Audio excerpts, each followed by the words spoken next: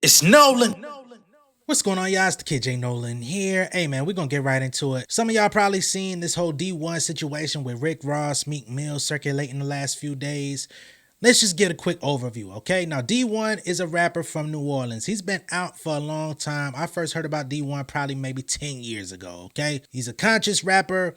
He might even in some circles be identified as a Christian rapper because he makes positive music. He glorifies God. And of course, in the industry, that doesn't always get the same amount of coverage, the same amount of support and love as those that are doing the other music. He doesn't say his music is Christian rap. I don't think I've ever heard him say that, but he tries to be a positive light and he does a lot of work in the communities. He's been this same person since I first heard about him. He was a teacher. He's done a lot of stuff, prison reform, more than I even know. We're going to get into all that in a few minutes. Now, he was recently on Swing in the Morning where he did an interview. He also did a freestyle. And at some point in the interview, he called out some industry rappers, right? He called out Meek Mill. He called out Jim Jones. He called out Rick Ross. He didn't take personal attacks at none of them. All he said was they could be doing better. They could be doing more for the community, right? They could be making better quality music with their lyrical content rather than just talking about killing people, selling drugs, and just the negative sides of hood life. This is a critique that's been going on for goddamn decades. It's nothing new. It's not nothing that anybody's never heard before. But for whatever reason, this video went viral. Meek Mill actually responded to it. He didn't say a lot. Right? He didn't say a lot, but he basically came back and said, bro, when I became the face of prison reform, I was making this same style of music. Your critique of me is basically invalid because these people know who I am. They know the type of music I make. And I still got on the front lines and did that. You can't take that away from me. And I think there is some room for grace on Meek Mill's part, right? Because everybody deserves grace. Nobody's perfect. Hip hop music is just his profession. He loves the art form, and that's the style of music that he grew up on. That's the style of music he ended up regurgitating when he came of age. We all have digested this music. Those of us that don't necessarily take it seriously, we know it's entertainment. We know that they're just bars, and we listen to it because it's clever. Unfortunately, the younger generations of hip-hop lovers don't understand that distinction all the time. They think that you're supposed to be real. They think you're living the music that you're putting down. So much so that they're challenging each other, these young folks, 12, 15, 18-year-olds. They're now putting challenges in their music for other people saying, when I see you out, I'm smoking you.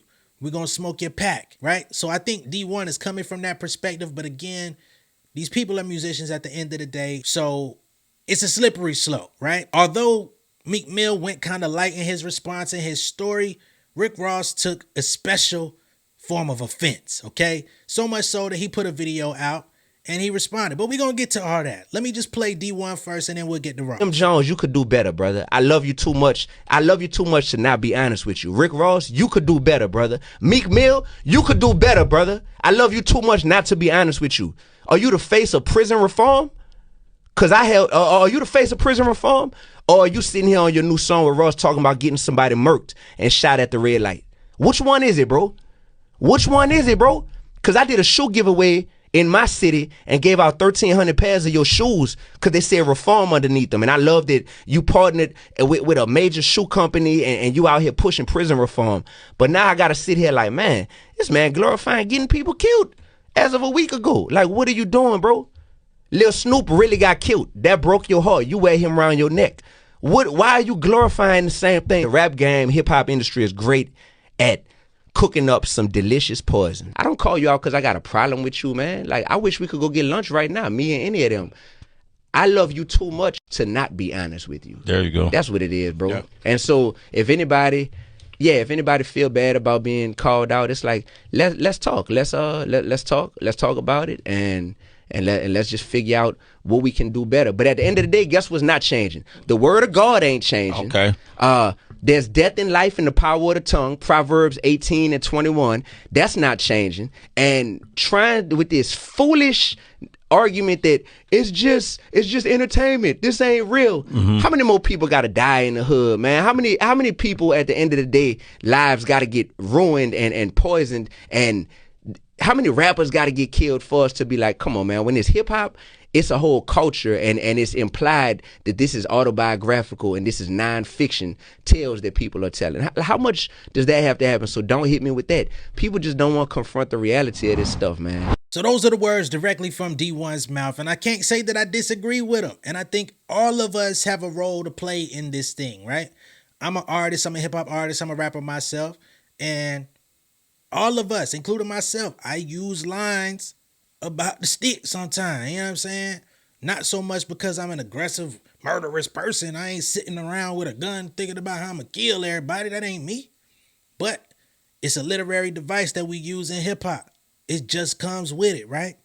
So, yes, gotta accept accountability on that front. Us as listeners, we've allowed it, we've ingested it, we've taken it in. It's become the language of hip-hop more so than the language of hip-hop that existed in the 80s when it was about dancing, when it was about being the most skilled, when it was about just coming up with the toughest line that you could about how good you are, you know what I mean? All of those forms of lyricism have kind of become the backseat in hip-hop, and it's more about how tough you could be, how many guns you got, how many women you could sleep with, how much dope you sold. And to be honest, I don't think it's going to change. I think the real issue is, how do we get to the hearts and the cores of people? You could say one thing, and of course they say life and death is in the power of the tongue, and if you're a biblical person, spiritual person, there's nothing wrong with believing that. But I say all that to say I understand where Dee-1 is coming from. Now, for Meek Mill, I will say I do have to offer up a little bit of criticism, because it was just a couple months ago, before you actually got in to do this album with Ross, you were just talking about how the labels pay you guys more money to rap about destruction and death. These are the words that came out your mouth. These are the words that you went out on stage in front of a crowd of people, got recorded. That video went out to thousands, if not millions of people, and you stood on your square saying this. You said, the labels pay us more for this. I want to change. I want to do something about it. So you can't be offended when somebody comes out and agrees with you, takes the same stance you just took.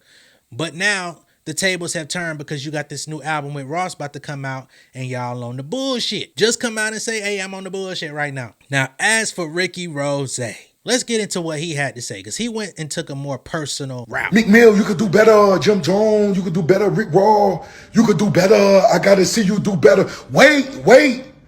Little man, whoever you is, until you feed the kids where you from for 20 years straight, don't question Rose. Wait until you buy 10,000 bikes, 10,000 trikes. Give all the young girls who pregnant Pampers for Christmas for 20 years straight. Don't question boss.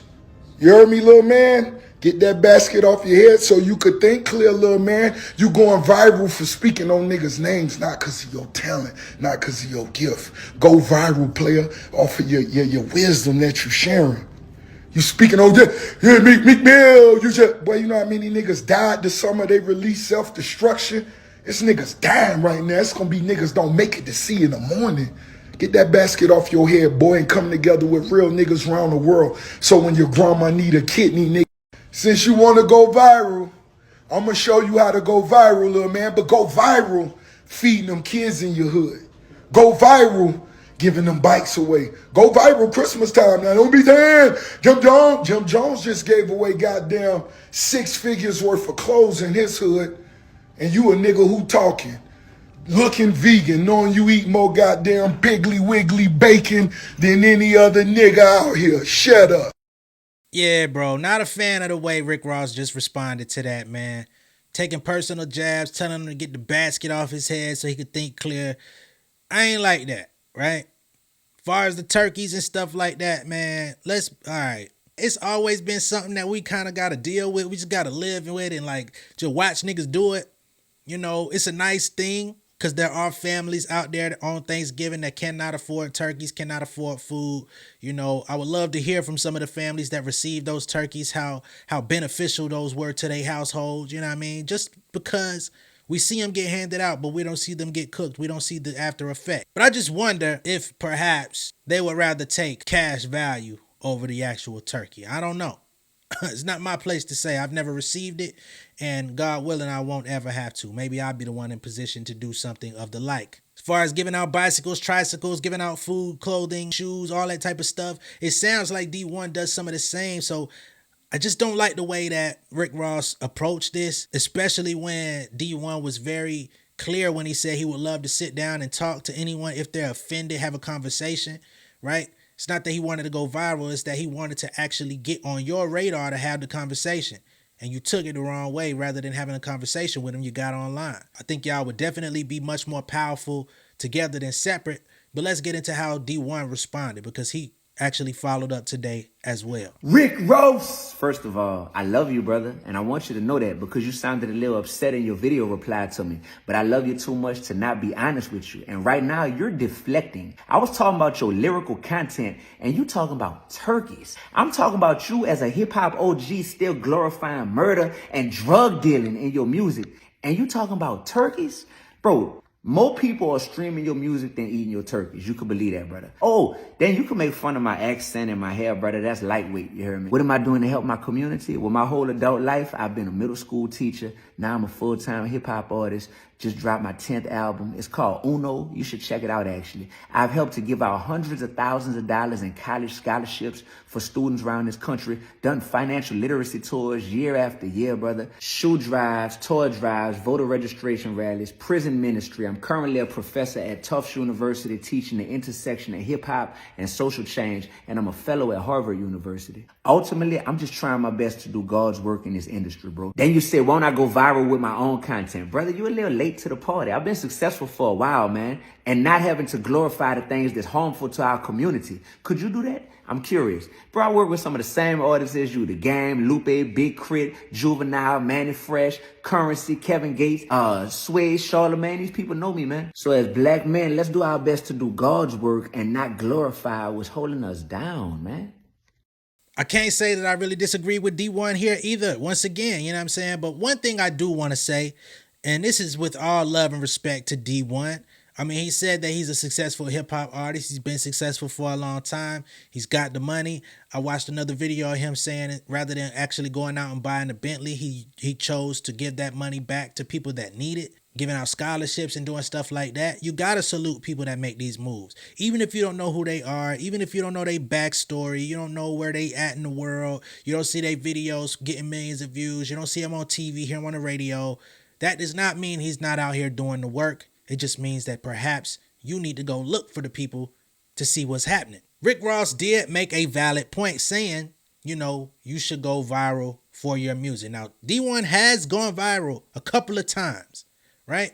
The earliest I can remember is way back in the day. He was sitting at a round table impersonating, I think it was Rick Ross, Jay-Z, Lil Wayne, and some other artists. And he was basically challenging them to clean up their music. Unfortunately, it seems that D1 gets the greatest amount or the most amount of attention when he calls out other artists in the industry, basically stating he's doing what they don't do or that they're not doing enough in their community. He's challenging them. That's typically when he gets the most publicity on him, right? That's not to say it's a good or a bad thing. It's just the way it is. That's been the story of his career. I do want to see D1 put out a magnificent project that gets love without having to call out anyone else, without having to use anyone else's name, right? We would love to see that. Just make a jamming ass album. You speak about your ideals, speak about everything that you believe is right, whatever you believe is wholesome, you know what I'm saying? But make it jamming so much that niggas got to play it. Because there was an era in hip-hop where people was bumping Common. And Common, he wasn't out here calling out specific rappers to say, I'm not this nigga. He just came out and preached his ideals. We had the same thing with the Mos Defs of the world. We had the same thing with the Pharaoh Monches of the world, the Outcasts of the world, the Goody Mobs. So many different legends in the game that were known for their lyrical content, for their positive outlook, for the work they did in their communities on top of that. And I think if D1 really wants to make his mark in that same vein, he's going to have to put out some undeniable music rather than primarily doing interviews calling everyone else out. That's my only critique of him. I think he's super talented. I think he's not wrong in what he's saying. I think he's actually in the right. But public perception also does play a role in your brand, how you're marketed, and how people perceive you. So all of that ties in. Let me know what y'all think down below in the comments. Be sure to like and share this video. If this is your first time seeing me on YouTube, go ahead and subscribe to the channel. Hit the post notification bell for all updates. I'll see y'all on the next one, man. Peace. King of my city and cul-de-sac. Coming out swinging like soldier rags. Leading my people like quarterback. Boy, I study this shit, I'm an almanac. Had to get up and grind. Knowledge is booming, I'm here to apply. Came with the chip and the dip, it just single the mind. We finna do more than survive. I need my check. Spinning the block for the Gouda. We hitting the jeweler to flood out the net. We don't do beef for computers, I'm straight out the sewer. We come when you rest. Niggas be looking perplexed, so keeping my foot on their neck. No map, I trust my gut for the quest. With drama, I'm fully abreast. I was ready for years and they doubted me. All of a sudden they tell me they proud of me. I've been dropping these haters like calories. Cross them out, I came back with some boundaries. Stand for my honor, but too raw, no corner. Packing the stick with a drummer. Wanna catch my bad, won't fumble. I done came too far to be humble.